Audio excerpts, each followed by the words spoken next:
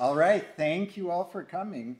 Uh, this is a special night for us, and we invite the community. Never know how many are going to come, and it's wonderful to have you here.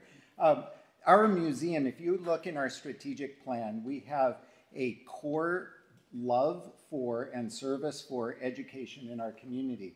When a lot of people think about education in a community, in a museum, they think about like fourth grade field trips. But we do those, and we're happy to do those. We love those. But this is a really special one to me. This is a partnership with a university in Greenville, Bob Jones University. These students are history majors or minors, except for one or two that just adore history that jumped on board because they love it. These students are in a special kind of a class in which half of the class is learning how to do history, and then the other half, they do some form of a research project for the museum, in the museum, working with museum materials. Many of them are freshmen and sophomores. This is a really extraordinary opportunity for university students to get hands-on with archive and historical material in a museum in a way that they normally could never do. So what's going to happen tonight, they've done a lot of work, some more than others, but they've done a lot of work, and they have whole papers they've written. They've put huge amounts of work up on our museum website. You're not going to get to see and hear everything, so they're going to be giving about 5 minutes each, more or less, about 5 minutes each, just what they did, what they learned, what's interesting about it. So I'm going to introduce their professor, Dr. Brenda Schofield.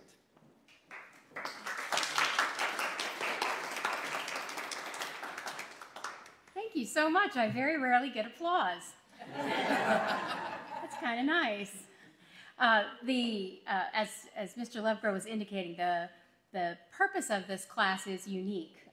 The class itself, Introduction to Historical Studies, HI 105, is a class that I proposed several years ago, and I wanted it to be the class that I wish I'd had when I was a freshman history major. And it took a couple years, but in the couple years of my first couple years of teaching it, it went through many changes. And then the university launched an emphasis on experiential learning. And so this is a class that's been designed to fit into that program of creating experiences for students. This is a 100 level class. A lot of the other experiential learning classes are at the 300 or 400 level. But the hands-on nature of how I wanted the class to work fit in beautifully. These students are getting real-world experience to develop career competencies, to make connections with the broader curriculum that they're studying, both in history and across the liberal arts. They learn the value of history, and in particular, its role in building community. And I wanted a good, solid community partner, and Mr. Lovegrove needed some good, solid workers. And the first time he took me through the museum, I kind of fell in love with the museum and all of its possibilities. I think I could keep students busy from now until I die, and long after that. So last year, on our first presentation night, we called it History with Strawberries and Cream, to kind of complement the History with Donuts that happens here on Saturday mornings sometimes. The strawberries are local, they're from Fisher's, so you might, if you like the way they taste, stop by Fisher's tomorrow and get some strawberries for the weekend. I'm very proud of these students and the work that they've been doing, and I hope that you enjoy what they have to do, or what they have to say. And the first two that are going to come to present worked together on a set of records, and so, but all the rest of them are coming individually. And as one of the students pointed out to me, what order is this in? I forgot to print them up something that told me exactly what order they're in, so they're just going to figure it out. All right. They've practiced this. This is not a pray for us, we haven't practiced much. They have practiced this, and so our first pair, come to the front and tell us about your research.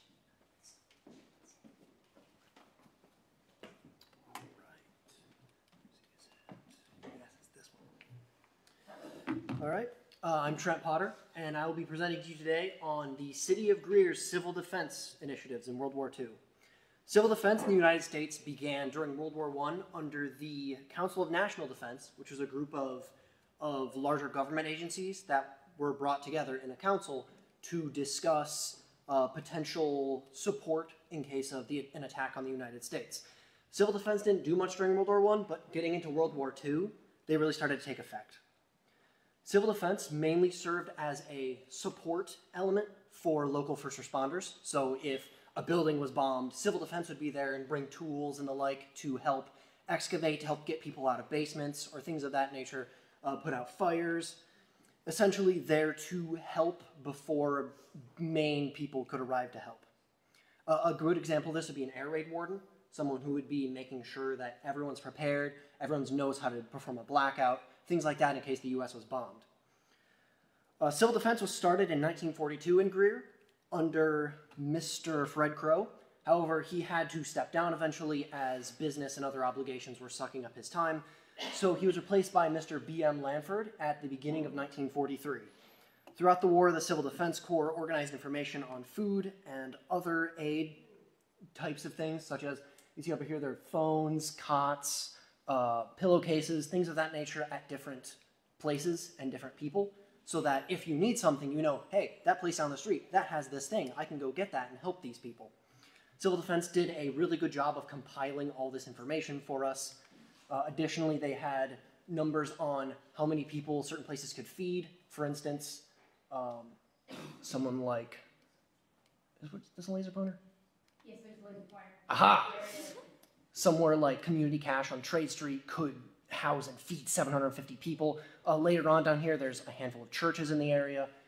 Places like that that could house people if their house got bombed, now they don't have a place to live. Or their refrigerator went out because a power plant got hit and now they can't keep things cold, so they have food still.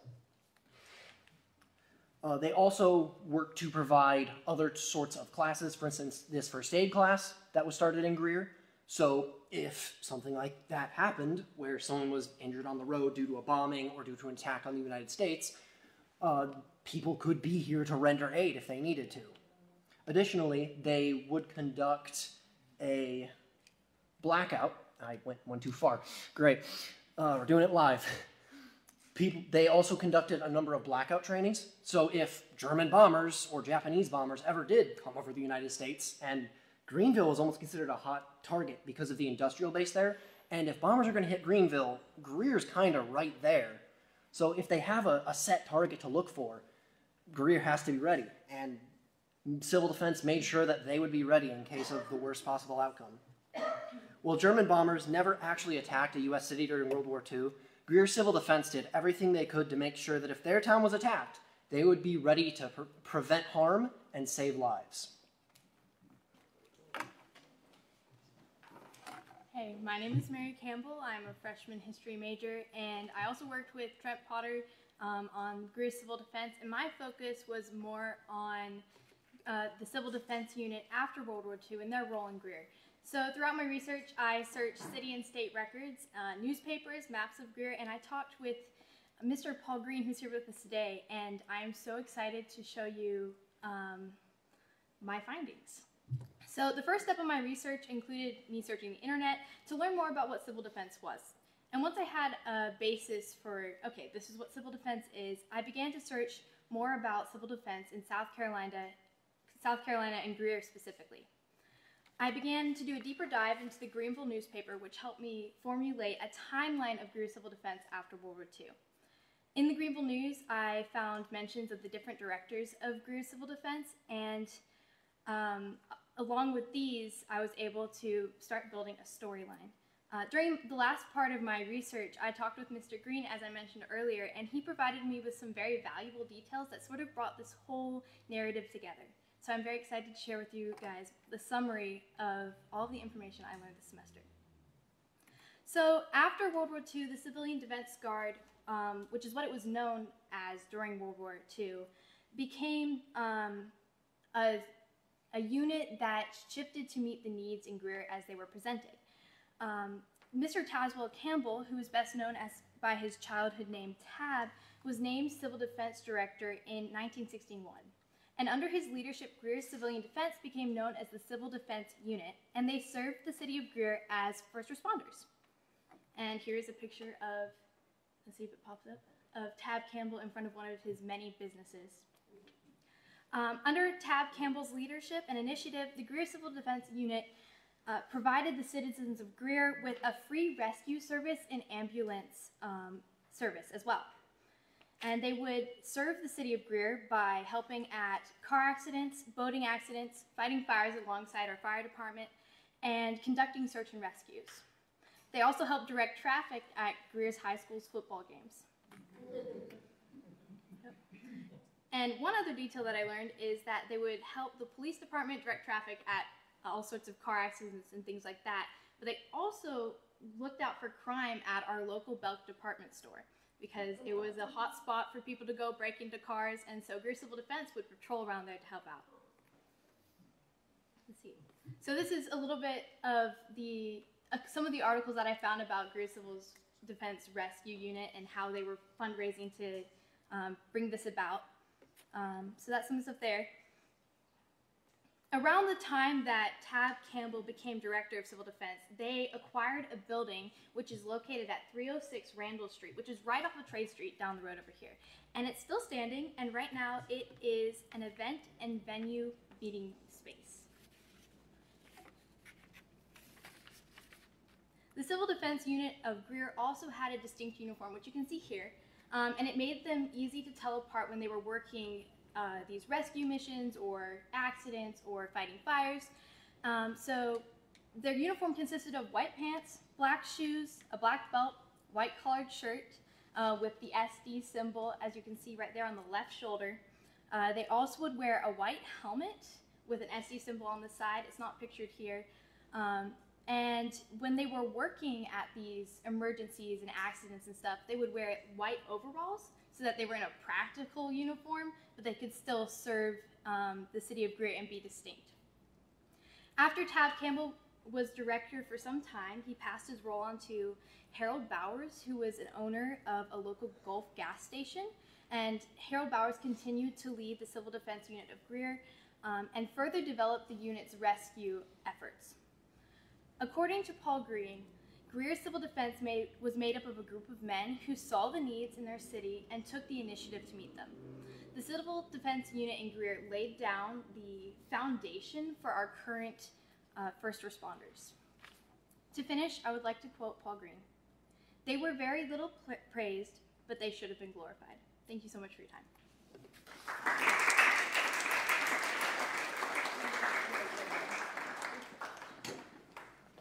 Good evening, everyone. My name is Joanna Hutter. I'm a freshman educational studies major, so I'm one of those who's learning to love history more and more. So I decided to talk about the history of the Greer Heritage Museum itself. I started out getting most of my information from some binders full of newspaper articles and other paper records, and then I ended up interviewing a man named David Duncan. He was director of the museum for a period of time, and his family history goes back to the very beginning of Greer. As I started researching, I realized that creating and operating a museum isn't easy. It has been a work of love and sacrifice ever since it began 30 years ago. In 1993, Mrs. Carmela Hudson started meeting with interested citizens to discuss starting a museum. She said, "It took 2 years after that for all the legal work to be completed, including the selection of members for a board. In 1995, Roy Collins Jr. donated the use for 1 year of a museum of the former Bales Collins building at 208 Trade Street for the museum, which they renovated. They added air conditioning, carpet, display cases, track lighting. The museum finally had its grand opening in May 1997. One of the most important things that Carmela Hudson did was in 1999, she heard a rumor that the city hall was running out of space and was going to be vacated. So she went before the city council and explained to them what the museum was doing and that it too needed more space, and she boldly asked for the city hall. The City Council unanimously agreed, giving the museum a free long-term lease to the museum, the building that we are standing in today. Mr. Duncan called Mrs. Hudson a very persistent lady. She could get people to donate money or things or to be on the board whether they wanted to or not. Mr. Duncan said that if Mrs. Hudson was a founder and a pusher and got everything started, Joada Hyatt was an organizer and had visions of what she wanted this to look like. In 2006, when Mrs. Hudson retired as director, Joada Hyatt was retiring from the library. And according to Mr. Duncan, she came to a board meeting and she looked reluctant. And then she looked happy and then she said, "I think I'll take the job." One of the most notable things Ms. Hyatt did as director was oversee the move here. Because the city was booming with BMW moving in and tax revenues going up, the new city hall was built much sooner than was anticipated. And this building was vacated. So according to Mr. Duncan, she's the one who did this move, period. I mean, she's the one who figured it out, what room to put what in, how to do this, how to do that. Later, when Joada Hyatt retired, Mr. Duncan, as chairman of the board, said, "Okay, we're going to have 2 committees here. One is going to do something nice for Joada because she's been really good, and then let's get another director." He said, "The first committee did pretty good. The second one, I might as well have just gone outside in the wind and gone." That's about how much we got done. So since no one wanted to be the director, Mr. Duncan ended up being director for what was meant to be a very short time.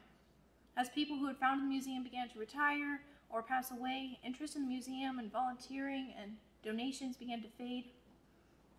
Mr. Duncan did a lot to keep the museum from falling apart. He put personal money into the museum. Sometimes he would pay the cleaning lady out of his own pocket, but it wasn't going to progress, he told me. In 2019, Jonathan Lovegrove and his dad, David Lovegrove, discovered the museum.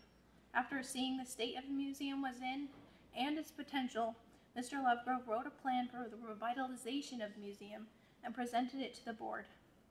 After building trust with those in charge, Mr. Lovegrove became the director. He has been organizing, rebuilding falling support, revenue, and interest in the museum. He has written a book that you can see there. He has created a museum and lots of new exhibits. In many ways, the Lovegroves have saved the museum. So why is the museum important? Here is one reason Mr. Lovegrove gave. It is human nature, he said, to take the past for granted. The city we have is here for us, and we don't think about the hundreds or thousands of people who sacrificed immensely, who worked themselves to the bone, who went through heartbreak and sacrifice to build this town that we get to enjoy. And so, helping people today appreciate and value their town by valuing the effort and the heart and the love and the sacrifice that people made. People who are dead now, and we get to enjoy the sacrifice of their work.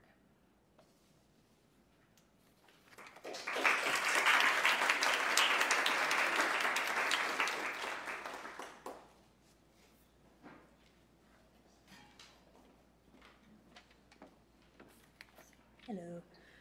My name is Lucy Litke, and for my project I worked on digitizing a really, really big binder full of pieces of African American history in Greer.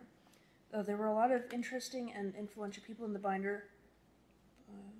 I'm going to talk about 2 women I thought were the most interesting.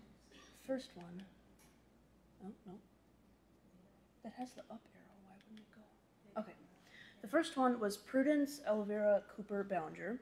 She was born February 1st, 1912, and graduated valedictorian of Simpsonville High School in 1932, even though she did grow up in Greer. She then furthered her education and graduated from the Lincoln Institute for Practical Nursing in 1957, and then she went on to train nurses at Allen Bennett Hospital in Greer for 36 years. She retired from Allen Bennett in 1977, but she wasn't ready to sit at home, so she went to Upjohn Healthcare Services for another 18 years.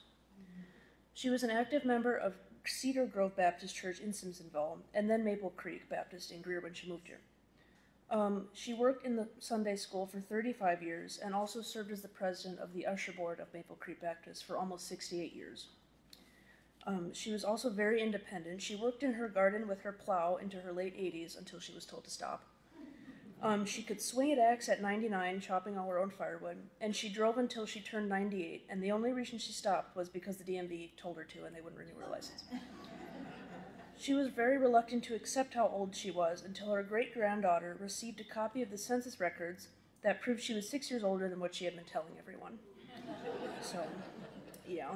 Upon her 100th birthday, she was presented with a proclamation from the city of Greer from one of the judges, and all that had the pleasure of knowing her knew her as a kind and gentle soul, and she died in 2013 at 101 years old.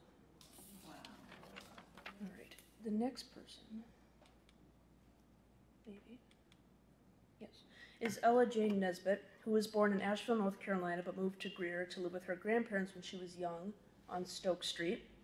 And then when she was in junior high, her aunt, who lived in Washington, D.C., asked if she could come help her to assist with her poor health, so she did. And while she was in Washington, and as she got older, she started studying cosmology and went to vocational school. And then in 1947, her daughter Norma Jean was born, and when she was 3 months old, Ella returned to Stoke Street and began to fix hair in her parents' house.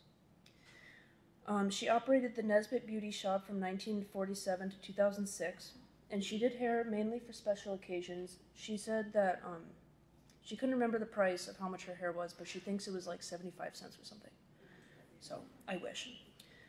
She fixed hair in the house until the family built her a room by enclosing the end of her porch for her shop. And then the board inspector showed up and told her she needed a restroom for customers if she was going to count it as a shop. So she enlarged it by adding a room to the porch space, which left her room for 2 chairs and a partner. And one of her friends told her she should hire Frances Miller as a partner, and she did, and so they worked together for 50 years. In 1976, she was awarded the South Carolina State Cosmetology Woman of the Year Award, and then she passed away in 2017. Thank you.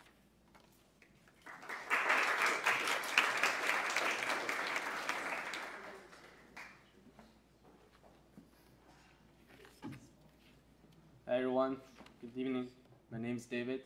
I came from China, and this is a very excited class for me because I have this opportunity to learn American history, and well, as a foreigner, I learn a lot, and I'm very jealous about this short history, but you have this so many resources I can use. So today I'm going to talking about Charles Drace. He's a great photographer. So before I talking about Charles Drace, I want to introduce you guys who is Charles Drace. So Charles Drace was born in Ohio and was a third child of his family. And he rose to fame through battlefield photography in Gettysburg after the Civil War. Later in his life, he moved to Greer, South Carolina, and got married here. In Greer, Charles Drace owned a studio and the Grand Theater. He worked hard in his field and died in 1928 at the age of 59. And what have I learned about Drace? So, well, you need to find his history. So I learned his family. So I will start from his family's history, why he moved to Greer and where he from, and also I will talk about some suspicious record, like when he moved to the Greer. Okay. So let's start from his father. So I discovered some interesting information about his parents and before he moved to the Greer. So his father, Felix McNee Drace, was born in Ohio, and he was the 5th child in his family. At his age, when he was 2 years old, his mother died, and 4 years later, Felix's father, Jerome, remarried a woman named Rachel Smith, and they had a wonderful family and worked hard as a farmer in Ohio. So throughout Felix's childhood, he learned his family's trade. Felix worked in the street as a farmer until the age of 18, when he joined the Grand Army of the Republic in Ohio. However, he deserted the army on April 1st, 1863. So this is a dramatic part. Later, the army caught Felix and returned him back into the army. So Felix fought later in the Battle of the Gettysburg and was wounded there. During his time being stationed in Gettysburg and at the hospital, he properly met his future wife, Lauren Virginia. So let's talk his wife. Lauren Virginia's father was from Pennsylvania, and he died the same year as Lauren was born. When Lauren was 2, her mother, Eliza Ellen Forrest, remarried a man named John Chris, and they combined their 2 families. So they settled down and probably located to Gettysburg later, because that would explain how Laura later met her future husband, Felix. So in 1864, Felix finally discharged and was free from his duty, and he had this chance to marry Laura. So they moved to Ohio, and Felix restarted his career as a farmer. 5 years and 2 children later, they had Charles W. Dries. So this is about his parents' background, and now I'm going to propose a few assumptions about Charles' earlier career to be a photographer.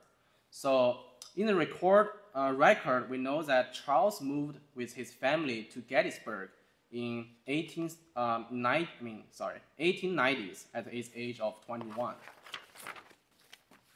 So in my opinions, there seems like there's no other reasons for the family to return to Gettysburg unless there was something emergency, because they are a farmer, and why they would like to go to the Gettysburg.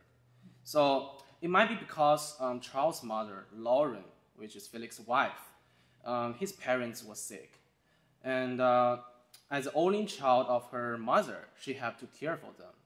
And because 1 year later, in 1891, the year after they moved back to Gettysburg, Lauren's mother, Eliza, passed away. And a year later, Lauren's stepfather, John, passed away in 1892. So this could be the evidence. I'll be thinking why they moved back from the Ohio to Gettysburg, because they want to take care of their parents. So when Charles was in the Gettysburg, Charles began his career as a battlefield photographer. And Charles took pictures on the battlefield his father had fought in year, and later he became a Greer photographer when he moved to the Greer. So he has these experiences of taking the photos, and he can use these skills when he moved to the Greer. He can still making money by his study. Lastly, I want to talk about when Charles moved to the Greer, South Carolina. According to the source, it claims that Charles moved to Greer in 1898. However, I found 2 sources that claim that Charles moved to Greer must be earlier, before 1898. Charles' wife, Fanny Miller, she was a native of Greer, and her father, John Mueller, had fought in the Confederate Army during the Civil War. So their father in the opposite way. Yes. So after being discharged from the army, he settled down in the Gettysburg in Greer, and they get married here. So it tells a lot of information, like why would Fanny would be moved to the Gettysburg and met his husband. So it could be the reason because Charles moved to the Greer earlier than 1898. And the other evidence I found because they have their first child in 1897 and named her child Pearl Miller Dries. Even though I could not find the marriage certificate, it is clear Fanny and Charles were married. And based on the period and Pearl's surname being Dries, I think it is safe to assume these 2 were married before 1897, and Charles must be moved to Greer earlier than the records think. So even though Charles' life is short, he is remembered and honored by his children and the community. He also done the wonderful work in the Greer as a photographer. Thank you.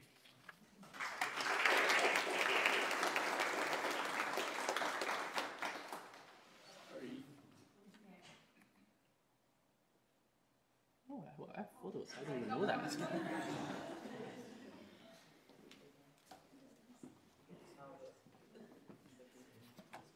Evening.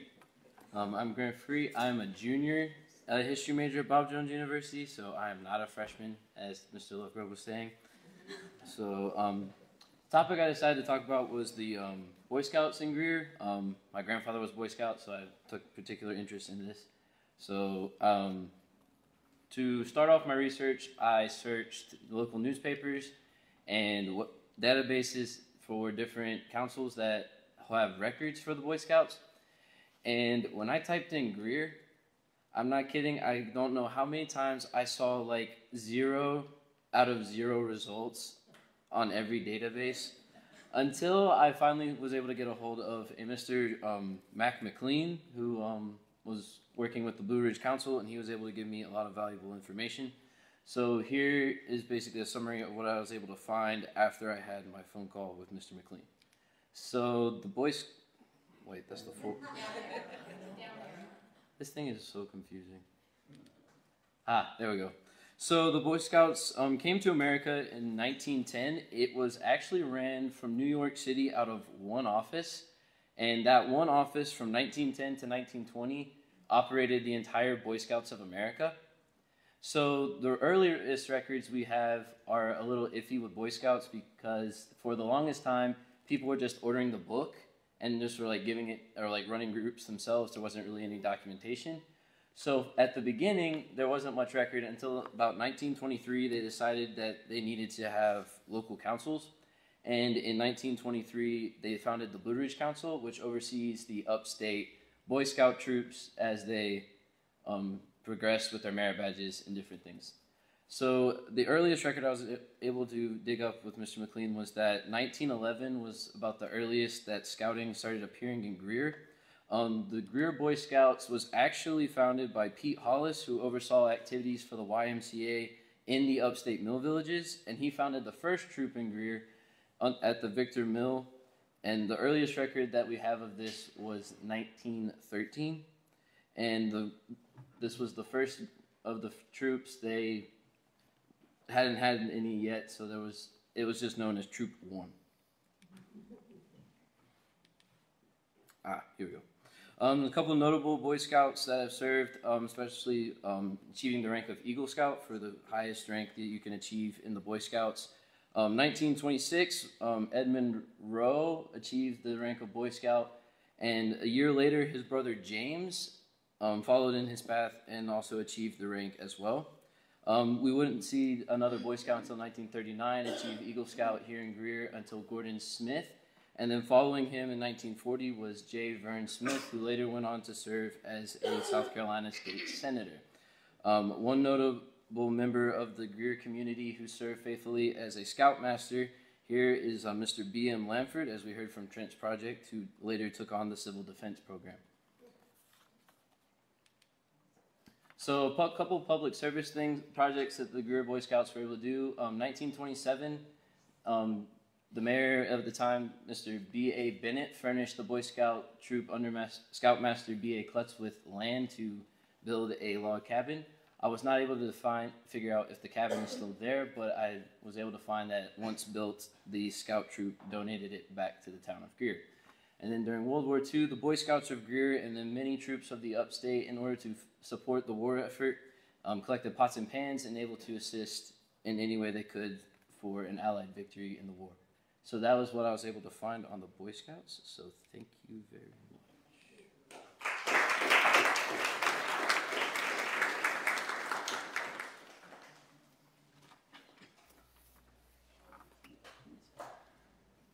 Hi, I'm Luke Hall, and this semester I got the opportunity to research the Greer High football team.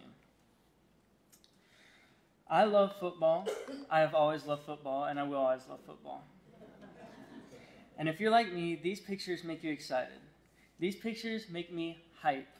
These pictures make me want to cheer and shout, and they make me feel like I can run through a brick wall. If you haven't already noticed, this is the Greer High School football team from the past and the present. Greer High School is one of the oldest schools in all of South Carolina, and that means it comes with a rich history both academically and athletically, including their stellar football team. But before we get to the football, let's take a look at the school and some of its history. In 1895, Greer High School begins in a one-room log cabin on J.L. Green's property. A few years later, in 1904, the students started attending school in a 3-story brick building on Hill Street, and in 1922, Davenport High School was completed, named after D.D. Davenport, and began to offer expanded facilities and programs. About 30 years later, in 1953, Greer High School moves to their new building on North Main Street, and Davenport High School transitions into Davenport Junior High. Just as soon as they are moved into the new building, the renovations begin. 1955, an auditorium gets added. 1970, more renovations, including expansions and a new library. 1986, the school finally completes their new football stadium. And then shortly after, in 1987, the school undergoes its last renovations, including finally adding air conditioning. Finally, in 1988, the Greer High School relocates to its current campus on Gap Creek Road, which features newer, more modern facilities, advanced technologies, and bigger classrooms. These are the 3 most recent campuses. Davenport High School is the building in the top left. The old Greer High School building on North Main Street is in the bottom right. And if you go to Greer High today, you will be able to see the picture in the top right, as that is the current campus. This is Dooley Field, named after the Yellow Jackets' biggest fan, Roy Dooley. He was an important member in the community, becoming the first lifetime member of the Greer Booster Club and an honorary member in the Greer Athletics Hall of Fame. This is their current football stadium, where all their home games are held right next to the famous Greer Water Tower. Now that we've got a little background about the school, let's talk about their football team and their great history and accomplishments. Greer High School got their first football team in 1921 and instantly start competing with other schools. Since then, the Yellow Jackets have officially been to 4 state championships, coming home with the victory in 3 of them. Their first championship appearance was in 1989, where they came out with the win against Aiken High School. Their most recent appearance was in 2018, where they couldn't quite pull it out against Myrtle Beach. Their 3 state championships came in the years 1989, as I already mentioned, as well as 1994 and 2003. Their only loss was the 2018 defeat against Myrtle Beach. It's worth mentioning that the team also won the state championship in 1956, before the South Carolina High School League started keeping track of state championships. So if you ask someone from within the school or someone from around Greer, they will say that they won the 1956 championship. But if you ask the South Carolina High School League, they will say that there was no 1956 championship. This is a list of every head football coach Greer has ever had, starting in 1921 with Bill Gambrell, who only coached 2 games and ended his career with a 1-1 record. Since the program began in 1921, Greer has had 13 different head coaches, which isn't bad for over 100 years of football. They struggled to find a consistent coach in the beginning, going through 8 different coaches in just 30 years, until 1952 when they hired Phil Clark, who led them to that unofficial state championship in 1956. He was their first coach to coach over 100 games and eventually got over the 200 mark, finishing with 206 games coached, and a record of 126 wins, 70 losses, and 10 ties. Other notable coaches include Stuart Holcomb, who led the team to 2 state championships in 1989 and 1994, Travis Perry, who got the most recent state championship win in 2003, and Will Young, the current head coach, who has coached for almost 20 years now and is only the second coach to coach for over 200 games. He is also at 206 total games, and it appears that he will break the record in 2024. In the end, it can be clearly seen that the Greer High football team has had some amazing years and an all-around great history. It will definitely be exciting to watch this team in the future and eventually bring in more championships for the school and for the city of Greer.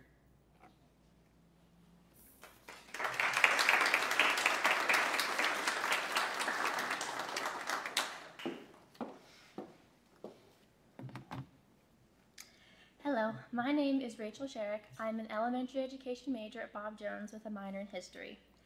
For my project, I chose to focus on education in Greer, There were a few areas of interest, but I chose to focus on the life and work of Margaret Birch, who is here with us tonight, as well as her husband and some of her children. Margaret was a teacher and member of the Greer School Board for over 20 years. Margaret was born and raised in Greer.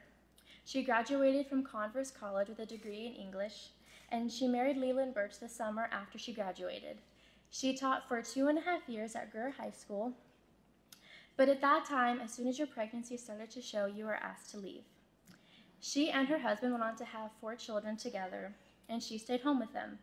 Their third son was very sick, and once he was school age, he struggled to receive a fair education. The schools in Greer were in poor condition, in the sense that the numbers of students were either too high or too low in some areas, leading to overcrowded classes. District-wide, most of the schools were in desperate need of updating, and educational programs were outdated or didn't exist, especially programs for students with special needs. Margaret fought immensely hard for her son to get an equitable education because of his needs. She soon realized she couldn't get anyone to talk with her on the phone. She couldn't get what her son, as well as many other children, deserved. Once she was elected on the school board, she finally was able to get her son the education he deserved and paved the way for others to receive a quality education as well. She supported the schools as they developed a special needs program with all the resources students needed. Interviewing Margaret, we talked about a lot. I asked her what her best advice for future teachers is, and she answered, don't. Because of the way things are, how teachers are not always supported by their administration and how much it affects you, but that is never an option. So do teach, and teach with a passion, and stick it out for as long as you can. Next, I asked her, what is your proudest accomplishment? And she said having past students come to her saying, I didn't have to study for such and such test because of you. So knowing that she prepared them well. Then I asked her, what is the next thing that needs to be fought for in education? And she answered, education in general. The way education is going is not good, and more people need to take action. And finally, looking back, is there anything you didn't do that you wish you had? She answered, running for South Carolina legislature to do more for education. In all of her answers, I saw nothing but her passion and heart for education, especially for the children in our care. The people of Greer saw her passion and wanted and elected her as chairman of the school board. She was the first woman to ever serve and did it faithfully and to the best of her ability for 20 years.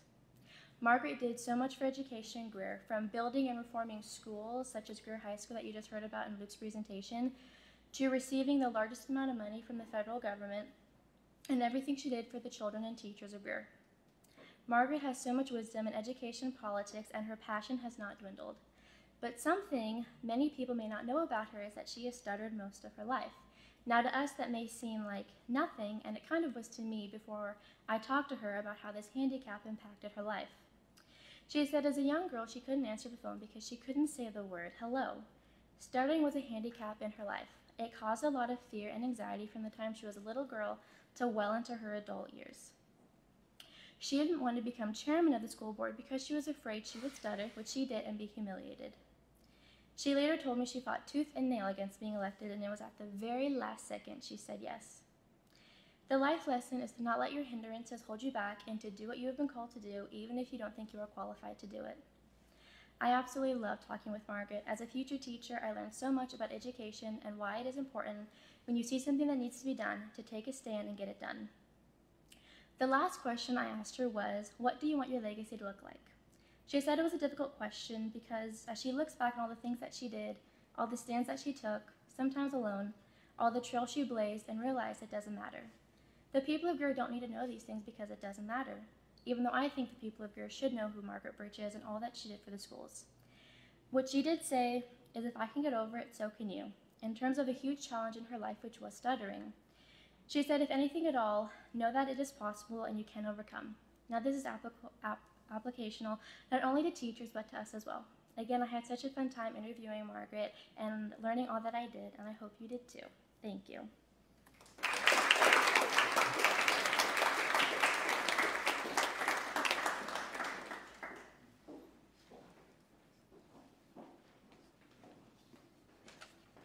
Well, good evening, folks. How's it going? Good. All right. Obviously, I'm Seth Donnell. I went and researched the railroads in this city. I've loved trains all of my life, ever since I was a little boy, and that has carried over to this project, and I was really grateful to have the opportunity to research that. I didn't end up finding a whole lot, but what I was able to do was I was able to take the information that we were able to discover and formulate a general timeline of the railroad history in Greer. And for future students who will come here, Mr. Lovegrove was able to obtain copies of I think it was the Southern Railway records over at a museum in Atlanta. So that's going to be very promising for the next students who come here and take up my role. So it started back, that's kind of delayed. Anyway, so interest in building the railroad started back in the 1850s when the Georgia Airline Railroad Company and Airline Railroad Company of South Carolina were formed to help oversee construction of a line to connect Charlotte and Atlanta. Unfortunately, that did not come to pass because of the Civil War, and we had to wait some time after that. But interest did come right back right after the Civil War, and it was in 1870 that these two companies merged to form the Atlanta and Richmond Airline Railway. And that would be the company that would lay down the first set of tracks through the city of Greer. The whole line was completed in September of 1873. It was Sunday night, September 28th of that year, when the very first train went through. The most unfortunate thing, however, is the fact that this high note was quickly followed by a tragic downfall. Finances are always a problem with infrastructure. And in this case, it took its toll on the Atlanta and Richmond Airline, and it went bankrupt the very next year. So it was reorganized in 1877 as the Atlanta and Charlotte Airline Railway. Oh man, this is hilarious. I spoke it into existence a little bit ago. I was just commenting how it would be hilarious if a train comes through during the speech. Lo and behold, proudly sponsored by the railroad. So you'll get a little bit of taste of that. The problem is it's modern day. Steam locomotives don't have horns. But yeah, so the Atlanta and Charlotte Airline Railway would end up taking the role of operating the line through here. And yeah, I'm sorry. I'm very passionate about trains. So if I was free, I would be out the door. So yeah, the problem is I have to be patient. But this company would end up operating the line for about 4 years. And then in 1881, the Richmond and Danville Railway would take control and would operate for a further 13. The Richmond and Danville, by the way, was the controlling company in the formation of both the Atlanta and Charlotte Airline and the Atlanta and Richmond Airline. The Richmond and Danville then would merge with 5 other railroads in 1894 to form the railroad giant known as the Southern Railway. And the line through Greer would become the Southern Railway's big DC to Atlanta main line, which still is in service today. It would get competition in the 20th century. It was in 1909 when famous North Carolina businessman James Buchanan Duke chartered the Greenville, Spartanburg, and Anderson Railway to build a line from Greenwood to Spartanburg, passing through a junction at Belton, which would connect to Anderson, as well as through Greenville and Greer.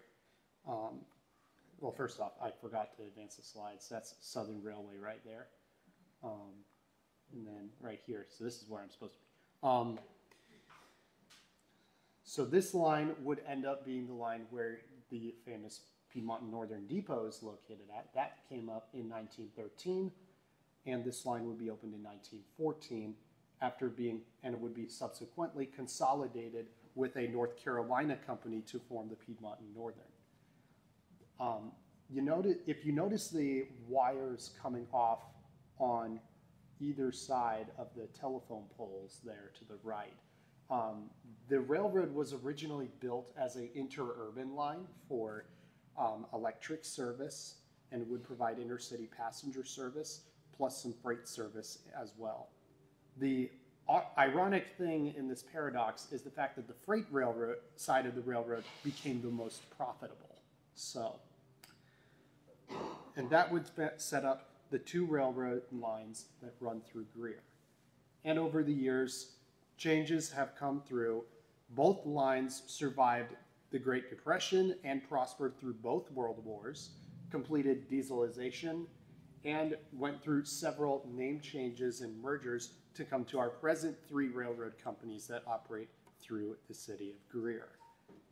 One is the Norfolk Southern, which operates on the DC to Atlanta main line and also serves the BMW plant and the South Carolina Inland Port at Greer. CSX operates the former Piedmont and Northern line with a daily round-trip train Mondays through Fridays. And finally, passenger service still exists, although it doesn't stop at Greer, unfortunately. You have to go to Greenville or Spartanburg for that. But Amtrak still operates the Crescent through town. So that's a general overview of the history of Greer, on the history of the railroads in Greer. I would have had more to say on it, but I did have time constraints to deal with. But I'm glad to have been able to share my passion with you guys. Thank you.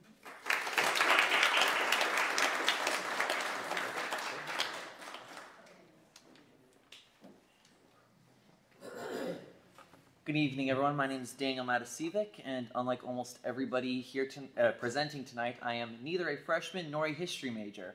I'm a history minor, and I'm a senior at Bob Jones, and tonight I'll be talking about one of Greer's biggest news stories, which was the 2003 bank robbery of the Blue Ridge Savings Bank. Now, unlike Seth, I do not think I will be able to speak a bank robbery into existence tonight, but we'll see how it goes. So in 2002, the Blue Ridge Savings Bank, which was based in Asheville, decided to move to South Carolina because they thought the South Carolina, the upstate economy, was healthier than that of Western North Carolina. So they built 3 locations in the upstate, including one right here in Greer, right down Main Street. If you get past the I-85 interchange and you turn down the frontage road, that's where it used to be. So for this project, I talked to Paul Green, like Mary did as well. He gave me a lot of information. I was like, I can't use all of this. But I took what I had and then just poured over a lot of newspapers.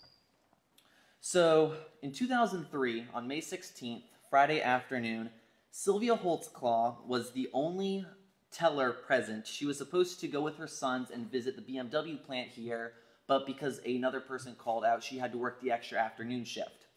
The only customers in the bank were Eb and Maggie Barnes. Eb was a professor at USC Spartanburg, which is now known as USC Upstate. Maggie was a weaver, and they were just there to move some money into a Roth IRA account.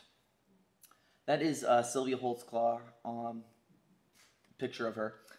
So on Friday afternoon, come on. So at 1 o'clock, her son David delivered lunch to her at the bank because she wasn't going to be able to leave.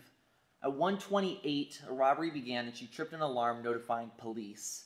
And at 1:41 p.m., police arrived on the scene but found Sylvia Holtzclaw and Eb and Maggie Barnes dead in a utility room in the back. So this began a massive investigation that summer.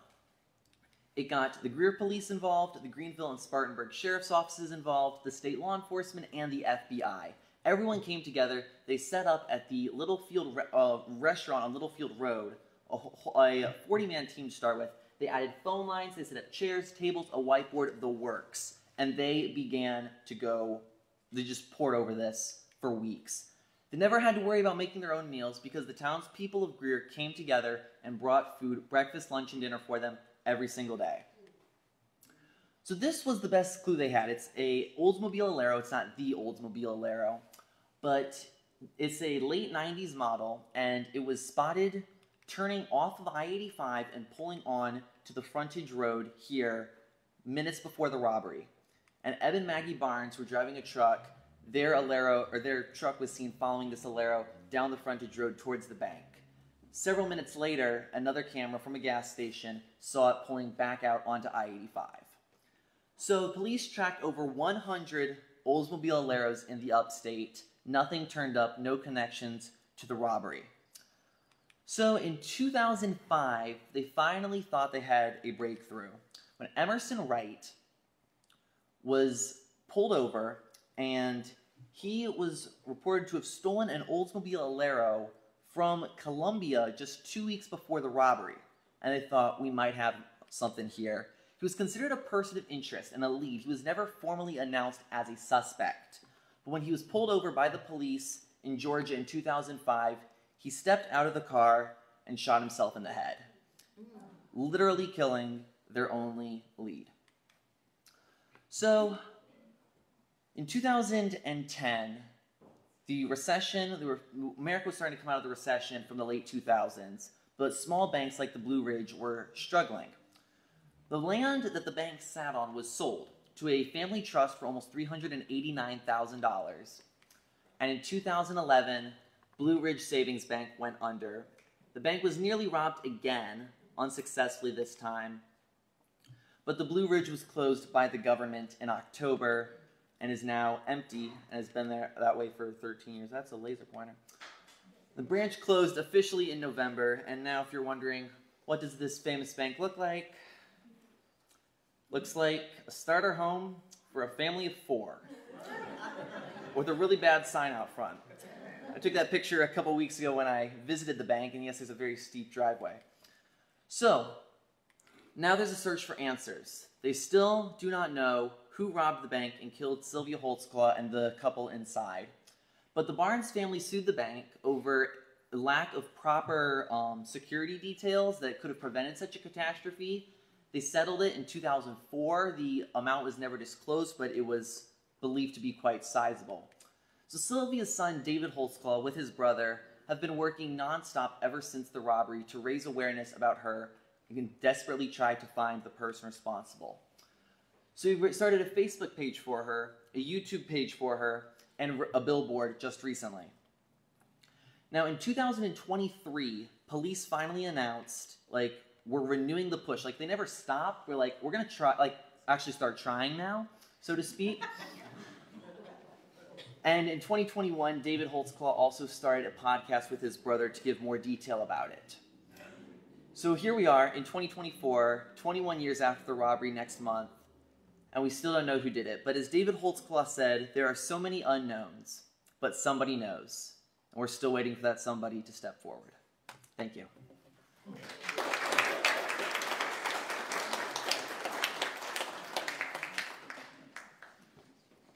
Our last presenter was not able to be here this evening because of an unexpected complication, but he was able to make a video. And so he's going to tell us about the work that he did with something called the Clingstone magazine. You know where that name came from? Peaches much? Yeah. Hello everybody at the Greer Heritage Museum. Thank you for coming tonight, and I'm sorry that I couldn't be there to present my presentation in person. Some things came up where I couldn't make it tonight, but I am still very excited to share with you my project and what I did this semester. This semester I chose to work on digitizing a set of magazines called the Clingstone magazines. So what I did was I had a set of magazines, and I basically went through all of them page by page, scanning them, putting them in a format that could be put on websites and even the Greer Heritage Museum's website, so that people are able to better access them, other historians can better access them, other museums can access them, and just to make it kind of easier to share history with others. So the Clingstone magazines were, I thought originally, some magazines that were produced by some large company, but I came to find when talking to our beloved Mr. Lovegrove that they were actually a high school project. So the Greer High School, an English class, decided to make the Clingstone magazines project. They had students go out and take interviews and other type of recipes and remedies, and they took all of that and put them into these magazines. And though my initial project wasn't a very research-based task, because I was digitizing them, not really researching them, that gave me a lot of time to kind of read through these books. And I found some pretty interesting stuff. They're filled with interviews of people who owned businesses, people who were telling ghost stories, different recipes for different things to bake and cook, different just kind of weird remedies that I wouldn't really think of other than medicine.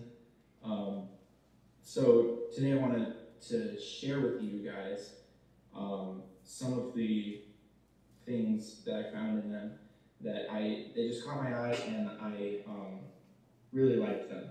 So if you give me just a second, I will pull up some of the more interesting things that I found. The first one I'm going to start with is a ghost story that kind of caught my eye, and it's labeled Woodruff's Haunted Bridges. It says, in Woodruff, there are 2 haunted bridges. One is called Jimmy's Creek Bridge, and the other is Inori River Bridge. Both bridges are set off on the same dark road. There are 2 large hills on this road, and it's in the valley of the hills lay these 2 bridges. Some say that if you go there in the fall, late at night, after you cross the first bridge, you will hear sounds of some things coming from bushes along the road. After you go onto the next bridge, about halfway, if you look around, you will see millions of different kinds of animals surrounding your car. Now, the magazine doesn't really give us a name of the person who gave this ghost story. I just thought it was kind of cool to think of what this guy might have saw. I personally don't believe in ghosts, so I think it'd be kind of interesting to see what he saw. Tons of animals around him, that sounds kind of cool to me. But it kind of interested me.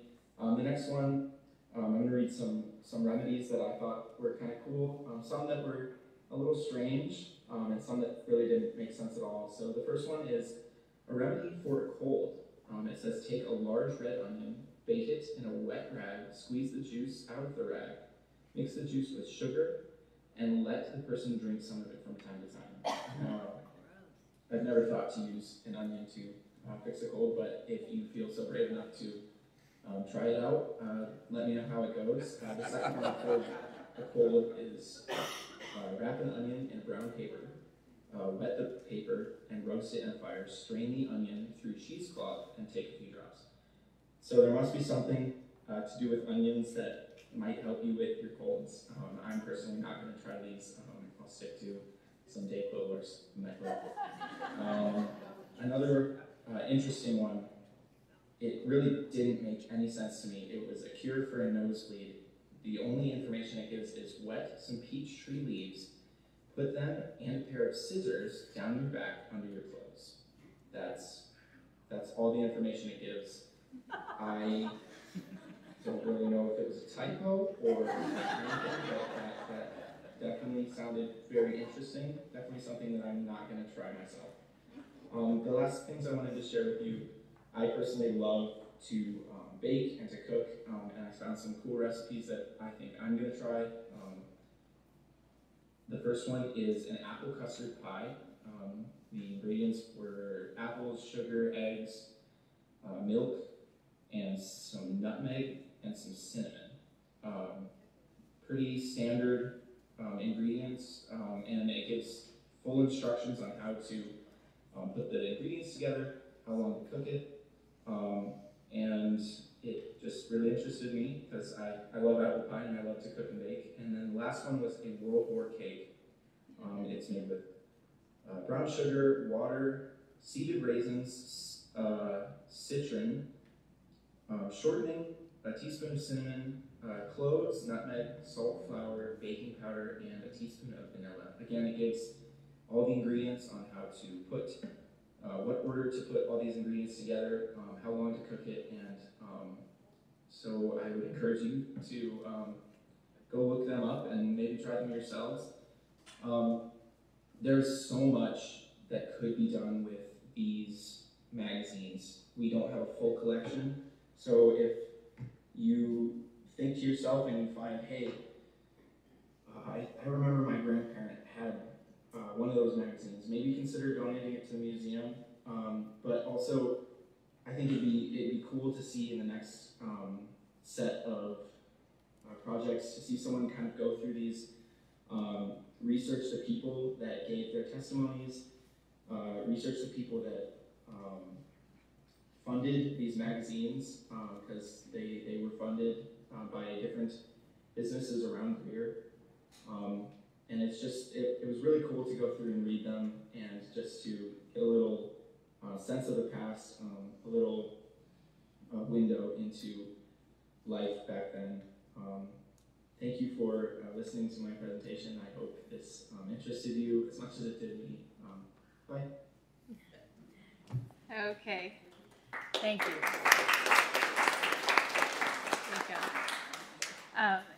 It remains, for me at least, to give my expression of thanks to the City of Greer and to the Greer Heritage Museum, to David Lovegrove and to Jonathan, whom I've already told deserves at least part credit for taking this class, since he is around and setting up and doing things like that. Lots of kids get interested in different things: frogs, dogs, horses. I don't know that I've ever met a child who went to his parents and said, please, can we take in the museum? Can we take care of the museum? And I do appreciate that, because it's made it possible for my students in this class to have some real world experience with artifacts and documents and people, in interviewing, taking oral history, learning how to process archives. And I appreciate the patience of David. He's really very much a co-teacher in my class, although if we say that really loudly, the dean will say, then we can't afford him. But I do greatly appreciate the work that he does with the students to teach them some of the practical things, the way that he wants to have things done for the museum. So I hope that you've learned something new about your city that you didn't know before you came here. I hope that you'll go home and scour your house for artifacts and cool things, and maybe think, the Greer Heritage Museum might need this to complete a collection. So thank you very much. And thank you, students, for all the work that you've put in. Let's give them another round of applause.